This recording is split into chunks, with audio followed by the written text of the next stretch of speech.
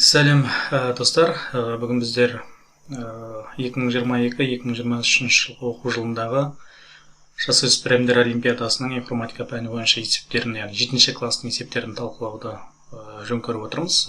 Бізде 7-ші сыныпта 3 есеп берілген. Бұлар бізде бірінші есеп параллелограмм деп аталады, екінші есеп бізде театр деп аталады, және үшінші есеп метро деп аталады.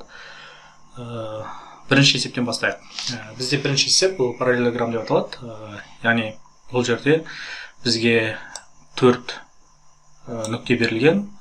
Осы 4 нүктенің біздер пайдаланып параллелограмм жасай аламыз ба, жасай алмаймыз ба, соны анықтауымыз керекпіз. Яғни бұндай нүктелердің саны бізде n болуы мүмкін. Яғни бұл жағдайда бізде қазір n3, яғни 3 рет осындай 4 нүктеден берілген, сәне әр қайсына біздер жауап беруіміз керек. Егер осы 4 нүктені біздер пайдаланып параллелограмм құрай алатын болсақ, онда yes деп шығарамыз, әйтпесе жоқ деп шығарамыз.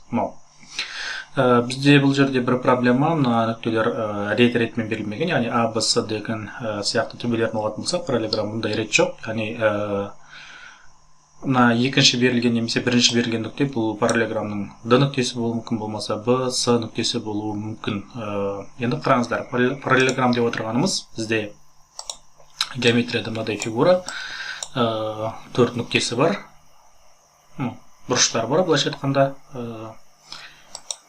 Енді бұл параллелограммның әртүрлі қасиеттері бар екен. Ең негізгі қасиеті бізде бұл 4 қабырғасы, екі қабырғадан алатын болсақ, бір-біріне параллель, екі қабырғасы және олардың ұзындықтары бір-біріне тең. Және сонымен қатар мынадай бір тағы да ереже бар екен. Бұл жерде параллелограммды алатын болсақ, бұл екі қарама-қарсы жатқан бұрыштарына диагонал жүргізетін болсақ, ол диагоналдары бізде қиылысу керек, бір нүкте қиылысу керек. Және осы қиылысқан нүкте бұл параллелограммның диагоналдың ұзындығын, яғни екіге тең болуы керек. Осы ережені пайдаланып біз есепті бұл есепті біздер оңай шығара аламыз. Бізде бұл есептің коды былай болады. Есеп 1, қараңыздар. Бірінші n-ді оқимыз, яғни берілген нүктелердің саны, төрде 3 болатын болса 3, және цикл ашамыз, n-ға шейін.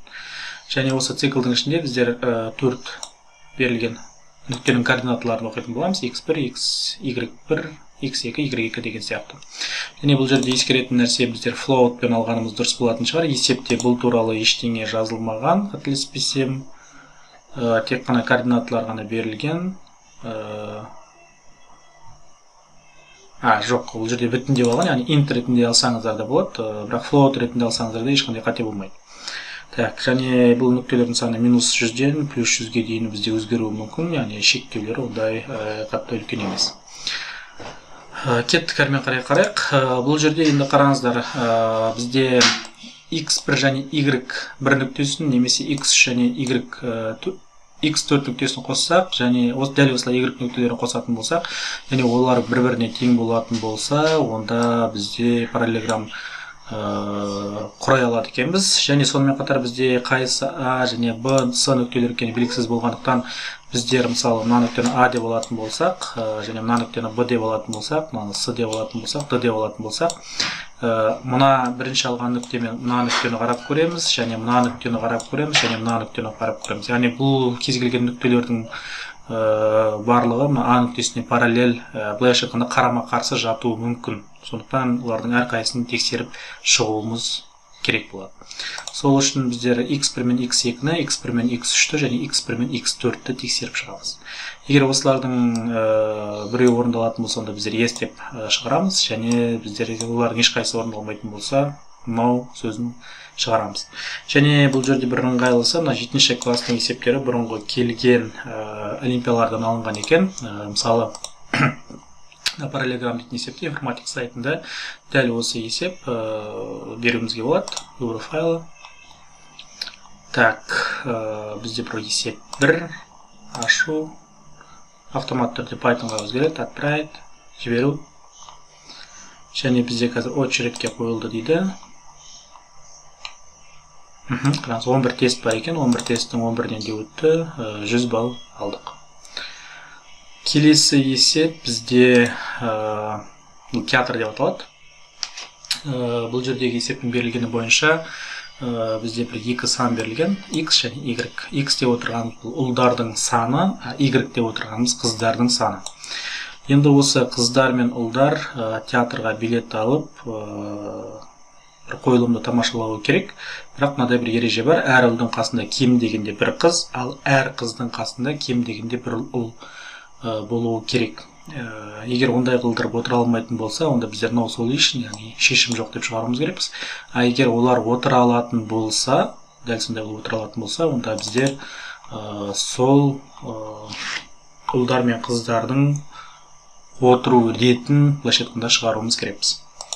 Енді бұл есепті қарайтын болсақ, бұл есепті қалай шығаруға болады? Бұл есепте бізде егер қарап көретін болсақ, мысалы қараңыздар, бізде мысалы x-іміз 5-ке және y-іміз 5-ке тең болатын болса, біздер ұлды b деп алатын болсақ, қызды g деп алатын болсақ, онда байқағандарыңыздай мыналарымыз қайталанады. 5 рет қайталану керек.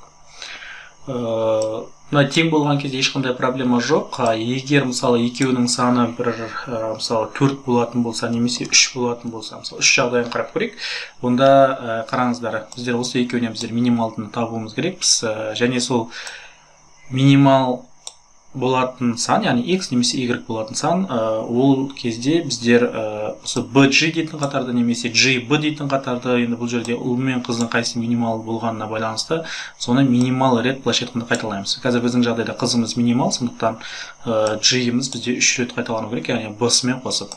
Яғни мына қатар қайталанады деген сөз 3 рет. Енді қараңыздар, бізде қыздарымыз бітті, және осы аралыққа біздер балаларды былайша айтқанда кіріктіруіміз керекпіз. Сол кезде бізде мынадай болады, яғни мына жаққа мен b-ны отырғыза аламын, және мына жерге ғана b-ны отырғыза аламын. Так, мынауымыз бізде артық болады. Қыздарға ешқандай қыз қосылған жоқ, және ұлдарға біздер 2 ұл қостық. Енді қараңыз, ереже бойынша мына ұл мен қыз, мына қыз бен ұл, мына ұл мен қыз, мына ұл мен қыз, мына қыз бен ұл. Яғни ереже бұзылып тұрған жоқ. Сонда қарасаңыздар, бізде бір қыз бен бір жігіт бөлек отырды. Мынаны бөліп қарайтын болсаңыздар, қараңыздар. BBG және BBG былайша айтқанда отыр. Немесе мыналарды былай да отырғызуға болады. Егер сіз мына жағына алатын болсаңыз, көп ештеңе өзгермейді. Және мына жаққа алатын болсаңыз да көп ештеңе өзгермейді. Ұлдардың саны қазір бізде 5. Қыздардың саны 2. Енді қараңыздар, бұл жерде біздер мына BG дейтін қанша рет қайталанатындығын шығаруымыз керек, және BG, B дейтін қатардың қанша рет қайталанатындығын есептеуіміз керекпіз. Есептеген кезде бізде мынадай бір заңдылық табылды. Яғни мына ұлдар мен қыздардың санын жалпы қосамыз. Бұл жерде қазір 8 болады. Және осыдан біздер минимал санды алып тастаймыз. Біздің жағдайда бұл 3 болатын болса, бұл жерде 2-ні алып тастаймыз. Бірақ 2-ні алмаймыз. Бұл жерде 2-ні 3-ке көбейтеміз. Неге 3-ке көбейтеміз? Өйткені мына ұл мен қыз қатар отыратын корпустар 3 әріптен тұр. Яғни сол жақтан 3-ке көбейтеміз. Енді бұлай алатын болсақ, бізде қазір 6-дан 8-ді алатын болсақ, бізде 2 шығады. Яғни 2 әріп бізде ұл мен қыз болу керек деген сөз. 2 әріп ұл мен қыз болу керек деген сөз, ол мына жағында корпустарда бөлек келіп тұр. Яғни осы BG дейтін қатарды біздер тек қана бір-ақ рет қайталауымыз керек. Яғни мынаны шыққан 2-ні қайтадан 2-ге бөлеміз, өйткені 2 әріптен олар қайталанады. Сол кезде бізде нәтижесінде 1 болады. Көрдіңіз ғой. Нәтижесінде 1 болады, яғни мынаны біздер 1 рет қайталауымыз керекпіз. Мына жағдайда біздер қайталауымыз керек, біз үлкеннен кішісін алып тастағанға дейін, яғни 2 рет қайталауымыз керекпіз. Сонда бізде мынадай бір код шығады, мынаны 2 рет шығарамыз, мынаны біздер 1 рет шығарамыз. Pythonда мынадай команда бар екен білесіздер, жолды қайталау дейтін команда. Яғни осы ереже бойынша біздер осыны қайталап шығаруымыз керек болады. Және тағы да бір жағдай бар, бұл жерде, яғни no solution шығатын жағдайы. No solution жағдайы шығады, бізде егер ұлдар немесе қыздар қарама-қарсы жыныстан 2 еседен көп болатын болса, мысалы қазір 5 пен 2-ні біздер ешқандай әдіспен отырғыза алмаймыз. Мысалы қарап көретін болсақ, бірінші ұлдан, одан кейін қыздан, қайтадан ұлдан, қыздан және қайтадан ұлдан беретін болсақ, бұл жерде мүмкін болатын, яғни бүкіл варианттарды қараған кезде көп отырғызатын вариант. Онда бізде көріп тұрсыздар да, ұлдардың саны 4, қыздардың саны 2. Енді тағы бір ұлды қосатын болсақ, мынаның қасына, ол кезде көрдіңіздер да, мына ұлдың қасына қыз болмай қалады, яғни ережеге қарама қайшы келеді. Басқа ешқандай варианты жоқ. Яғни бізде үлкенін 2-ге бөлген кезде келесі кішісінен үлкен болып кететін болса, онда no solution. Осы ережелерді біздер ұстанып, мынадай код жазаламыз, яғни бірінші үлкен мен кішісін тауып аламыз. Әрмен қарай қараңыздар, үлкен 2-ге бөлген кезде егер кішісінен үлкен болып кететін болса, онда no solution, жаңағы жағдай. Әрмен қарай егер ол бізде қыздан көп болатын болса, онда BG қатарымен отырады. Және қараңыздар, бізде екі ұлды бір қыздың қасына отырғызамыз. Мына жерде қосымша шартты бермей-ақ, мына жақта анықтаған кезде if шартымен анықтап, яғни қыздың немесе ұлдың көп екендігін бірден анықтап алуымызға болады. Бірақ мынадай жағдайда ешқандай көп ештеңе өзгермейді. Мына жағдайда дәл сол код, просто керісінше, яғни бірінші қызды отырғызамыз, оның қасына ұлды отырғызамыз, және мына жақта қыз көп болғандықтан екі қыздың қасына бір баладан келетін болады. Бұл есепті бізде информатик сайтысында бар екен, соған жіберіп көрейік. Так, выбор файл. Так, есеп 2. Жіберіп.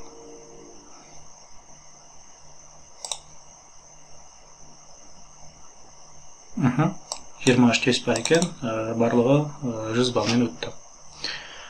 Келесі бізде үшінші есеп, бұл метро деп аталады. Бұл есепте бізде болады деген жігіт, айналма метросы бар екен. Сол метродағы бір станциядан екінші станцияға бару керек. Айналма метро болғандықтан ол жақта мынадай қарасақ болады. Бір метро, айналма метро. Және осында әр жерінде бізде станциялар бар. Мысалы 10 деп қарап көрейік. Мына жерде 10, 1, 2, мына жағында 9, мына жерде 5 деген сияқты. Енді қараңыз, бізге бір екі станция берілген, мысалы бірінші станция мен бесінші станция. Болады мына бағытпен бара алады бұл станцияға, және болады мына бағытпен бара алады. Және бізге қай бағыт аз екендігін көрсету керек, яғни болатқа аз станцияларды өтіп, осы берілген станцияға қалай жетуге болатындығын көрсетуіміз керекпіз. Қазір болатқа мына жағдаймен кеткен тиімді, өйткені мынада жағдаймен кететін болса, ол көп станцияларды өтіп кететін болады. Мынада жағдайда бізде 2-ні өтеді, 3-ті өтеді және 4-ті өтеді, яғни 3 станцияны бізде өтетін болады бұл. Демек, біздер берілген станция мен мына станцияның ара қашықтығын және мына станция мен берілген станцияның арасымен мына керісінше қарауымыз керек болады. Өте оңай. Мына станцияларды алған кезде бізде қараңыздар, ABS-пен, яғни бүтін оң шамаға айналдырып алуымыз керек, өйткені үлкеннен кішісін, немесе кішісінен үлкен алған кезде теріс сан шығып кетуі мүмкін. Бұл есептің коды өте қарапайым. Бізде 3 санды бірінші оқып аламыз, және бізге кішісі керек, сондықтан минимум функциясын пайдаланамыз. Осы минимум функциясының бізде бірінші аргументі, яғни кері бағытпен жүргенде қалай болады, яғни n-1-ден алып тастаймыз, және алдыға қарай жүрген кездегі, яғни сағат тілімен бағыттас жүрген кезде қалай болатындығын анықтаймыз. Яғни мына жақта -1, өйткені егер 1-де 1 болатын болса, 1-де 2 болатын болса, мысалы бірінші станциядан екінші станцияға бару керек болатын болса, олардың арасындағы станция, яғни жоқ, 0. Яғни 2-ден 1-ді алып тастаймыз, нәтижесінде 1 қалады. 1-ден қайтадан 1-ді аламыз, нәтижесінде 0. Яғни аралық станция жоқ. Бізге сол аралық станциялардың санын шығару керек болды, сондықтан -1-ді мына жерде алып отырмыз. Мына жерде де код біршама азайтуға болады. Егер мынаны ABS, I-G және -1-ді бір айнымалыға мешкетіп алып, осы жерге сол айнымалыны және мына жерге сол айнымалыны қойсаңыздар болады. Бұл есепті біздерде бұрын келген есеп метро деп аталады. Тесттері барлығы бірдей. Жібереміз. Accepted, яғни қабылданды. Бұл 2023-2022 оқу жылындағы 7-ші кластың жасөспірімдер олимпиадасының есептері болады. Назарларыңызға рахмет.